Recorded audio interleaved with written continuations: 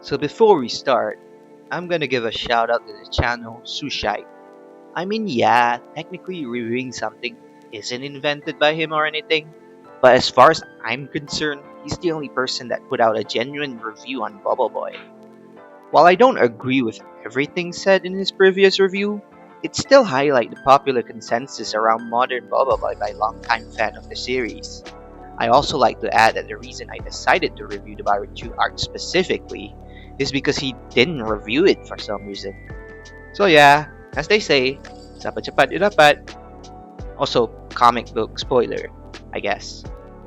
Anyway, let's start with the good first, because that's what most people prefer. First, I like how this arc respects the viewer time by not making the mission completely useless. For those who don't remember or know about the original comic it was based on, they never gave BoBoiBoy his third tier for Nova and Blizzard. Instead, once they were stopped by Fang, Boy completely gave up on it and never got them back. He strangely did have a new design for Blaze and Ice, which is pretty cool, I guess. Unfortunately, Ice had a better design. Secondly, I think the final fight was pretty cool and a nice surprise for comic readers. They changed the plot for the adaptation, as in the original, instead of fighting one large robot, Boy actually fought a robot version of the Masmawais and Panglima Pyrafi, which is stated to be as strong as the original version, and he won! Yeah, that's about it. Yep, 2 points in, and I have run out of nice things to say. Maybe the two chiefs are more involved and strong, I guess? You know what's funny? The fact that the second point I gave wasn't even a thumbs up. It was more, yeah, this is okay, I guess.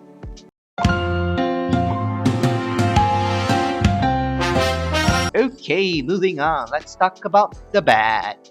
The lighting, atmosphere, and mood is not good. I expected the bare minimum for this, and they couldn't even get the lighting and color grading right. In the comic, the lighting and atmosphere of the scene matches the type that we are following. In Bara, it was warm and red, while in Salju, it's cold and blue.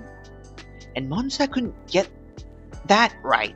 Instead, they used the same boring light for both scenes involving them. Look at the sky in the comic, now look at the sky in the series. Yes, technically the comic sky isn't actually detailed or anything like that, but it matches the atmosphere of the scene in question. The final battle once again looks so boring. It's just clear sky, no snowstorm or anything like that. Not even a light snowfall. Next, the unnecessary and stupid plot changes. For you see, in the comic, Pato's motivation was simple. He simply is a sleazy businessman who wants the war to continue so that he can stay in business forever. In the adaptation, on the other hand, the writers tries to change his backstory a bit by stating he was trying to sell his gadget at first, but nobody cared because they only care about the war. So he sells them weapon instead. Like, is this supposed to make him more sympathetic or what? Also, the change to the finale leads to further confusion, as this arc originally was supposed to end with Pato attempting to kill the two chieftains by using his robot army at Puncak Bakabaku. But in this adaptation, he decided to use a giant robot to cause chaos to make the tribe accuse each other. But if that's the case, why not just use the comic ideas and use the robot army to stage an attack on the two tribes?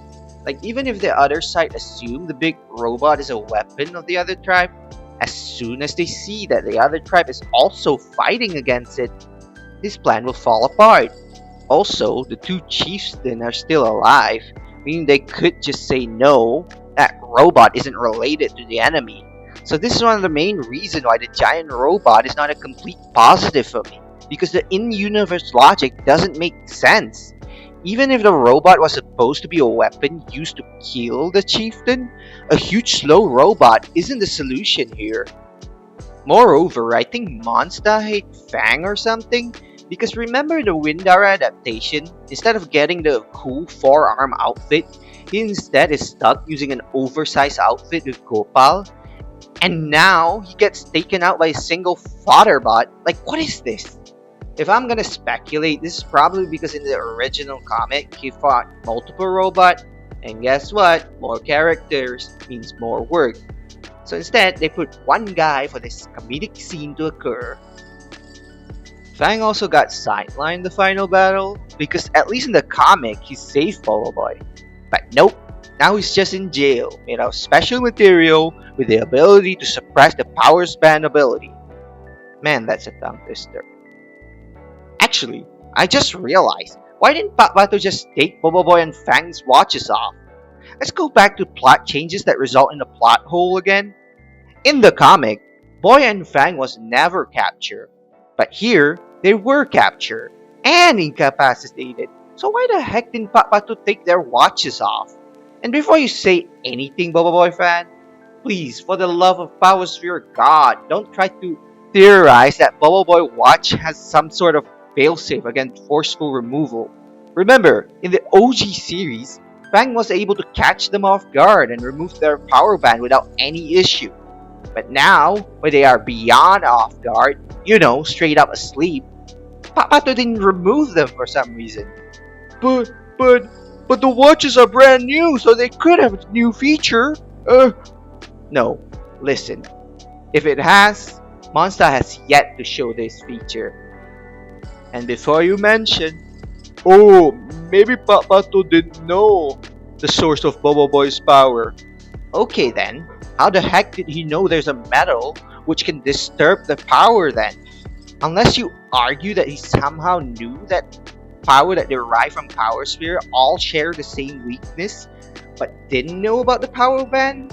Which is, I guess, plausible, but let's not kidding ourselves here. Despite what other tells you, it's not the audience's responsibility to rationalize an in-universe explanation for every oversight and plot hole.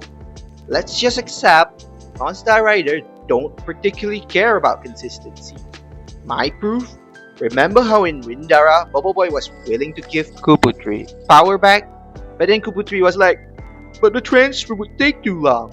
Even though Boy could have just given her his watch, but didn't for some reason. Related to the point I was originally making, Ying and Yaya was immediately taken out before the fight even started. So the finale is just BoBoiBoy again. But hey, as much as I like to complain about BoBoiBoy being way too dominating in terms of relevant, I do recognize this issue goes beyond just the adaptation, and really, it's the franchise as a whole.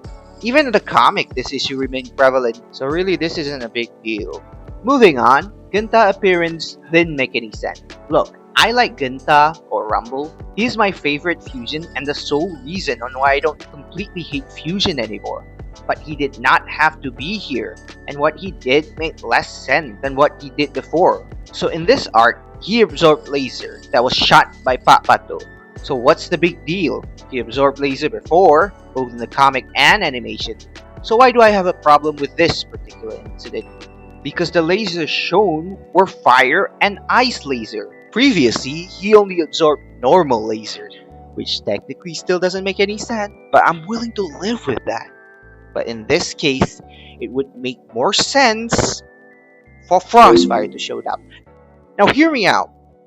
This would make more sense because Frostfire is Blaze and Ice combined, and in the scene, Ginta absorbed ice and fire laser. But Frostfire wasn't shown to be able to absorb element. Yes, but in the comic, the reason Ice and Blaze almost reached Tier 3 was because they were using and absorbing their respective element. And I need to remind you that Cyclone only became Baleong and Tempest because he absorbed tornadoes both in the comic and animation. Monsters seem to flip-flop between giving Boy the ability to absorb corresponding element and not giving the ability. But if we assume that Ice and Blaze can still do that, then Frostfire should be able to do that too. And once again, it would have just made more sense.